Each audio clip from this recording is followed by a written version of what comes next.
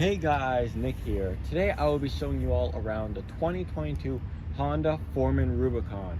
So first, like I said, I'll be walking around showing you where all the features are, what this one includes, talking a little bit about Honda's ATV lineup briefly, and then at the end I'll be starting it up and giving you my personal thoughts and opinions after putting a couple miles on one.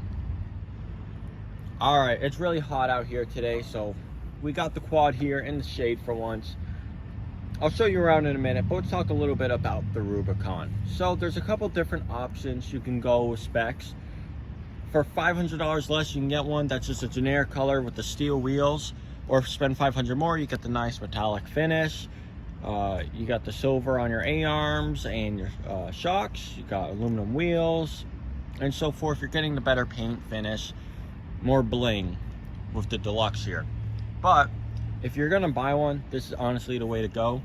You got power steering, you got the full automatic transmission with push button shift, you got the better finish, like I said, you got two-wheel, four-wheel drive diff lock, you get the low range on the Rubicon, which you don't get with a Foreman. Of course, you get the independent rear suspension, you got a 520 liquid cooled fuel injected drivetrain, 5-speed trans in there, no belts to worry about.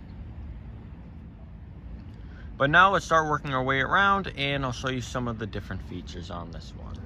Now I want to start off from the back because the big thing with the Rubicon is you're getting that rear suspension and of course that low range up front.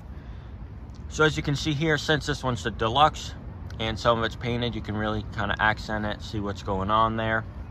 It's hard to see, but the Rubicon badge, I'll get a close-up and later in the video, see, actually has a blue backing around it, surround to kind of match the paint color on the plastics, which was a nice touch, and they did that on the front of the Rubicon. Now coming along to this side, of course you got your oil dipstick right there. You just take your cover off, and up top you have your drive with your low range, and you got a little nice storage compartment right there. And now here's a little straight on view of that front end. We're going to work our ways up a bit to bring us up to our top light. And as you can see, you got the blue on the logo. I'll get a close-up again on that later so you see what I mean. But from here, you can really kind of see the blue there. You got a little compartment right here. Behind that, you got the top of your radiator and your coolant tank. So you top that right off. 12-volt cigarette outlet right there up front. And of course, you got your fuel. Top of your fuel tank right there.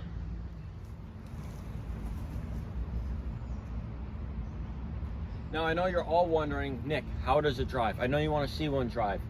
Unfortunately, at the moment, I don't have the equipment to get you some on-ride footage. I'm working on that, so I'm hoping later this summer to have that on some future units for you all. But for now, I did get to drive it around. I've driven these over the years many times, but I got to drive it, put a couple minutes on one to kind of get an idea of it. The automatic actually is really nice on this. I've heard some complaints about the 520, people wanting more power. For example, Yamaha makes a 700, which is pretty quick. And there's other brands out there too that make like 1,000, which is completely overkill, but that's a whole nother market. With the 520, it's really nice power. It's there to use it. You don't need this huge area to use it. And when you're in a huge area also, like I have a large parking lot and field here to use it. We're gonna wait on this plane.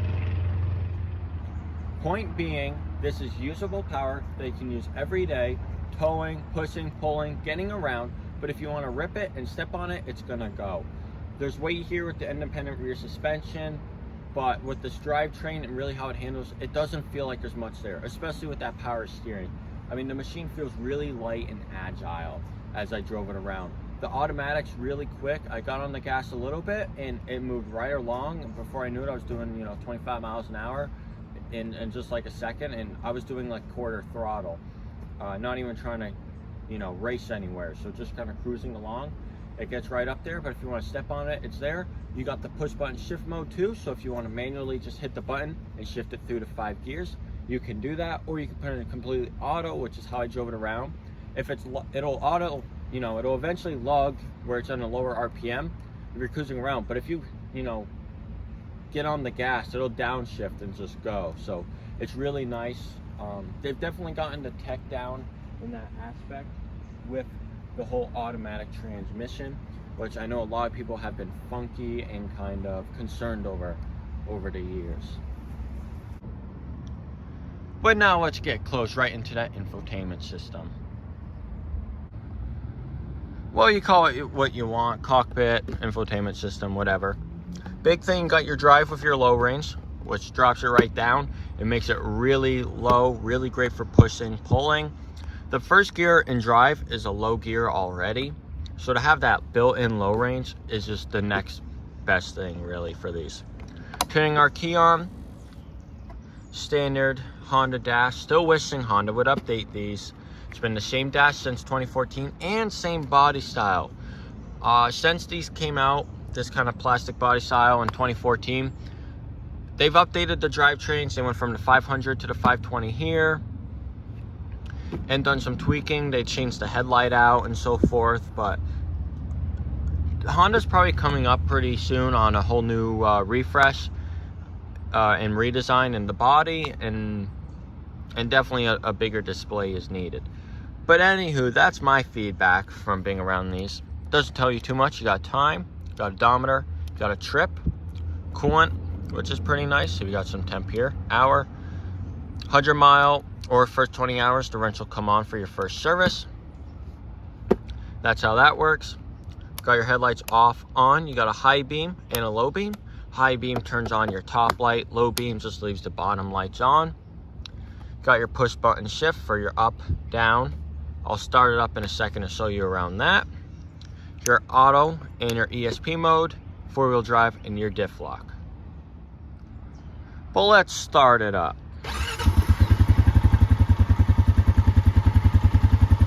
So now in terms of putting it in gear, I just hit my button, I'm in drive. It'll automatically shift. I can go as fast as I want, it'll go wherever.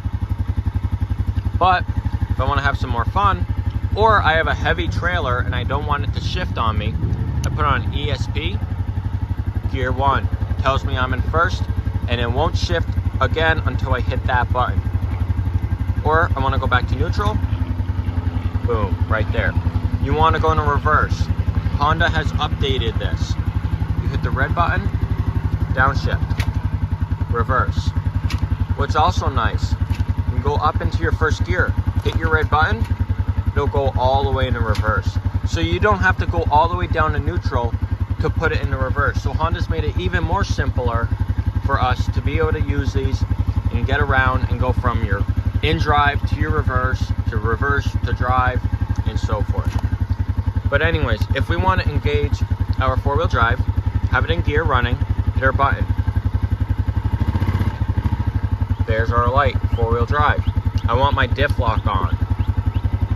Flashing light right there. It's engaged, ready to go. Want to undo it?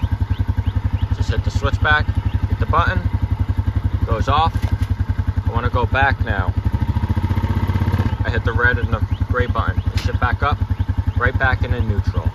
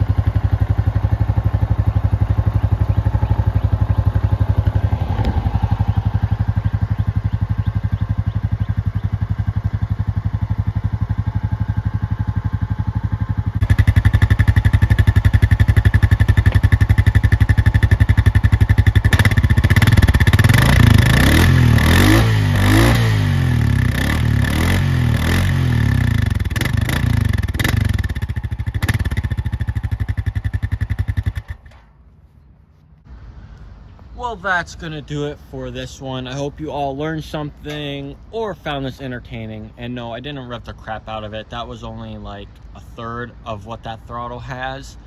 and it was up to temp and everything, so it's fine, guys. I didn't hurt it. I've had people say that before. Well, you shouldn't rev it when it's not moving. Yes, but no. If you do a couple small revs and then you move it, it's fine. It's liquid cooled, guys. There's no reason to be all worried about that. But anyways, if you are looking for a Rubicon or any Honda or even Yamaha product, I'll leave Jaff Motors link down below to their website. They are in Scotia Glenville, New York, Albany area.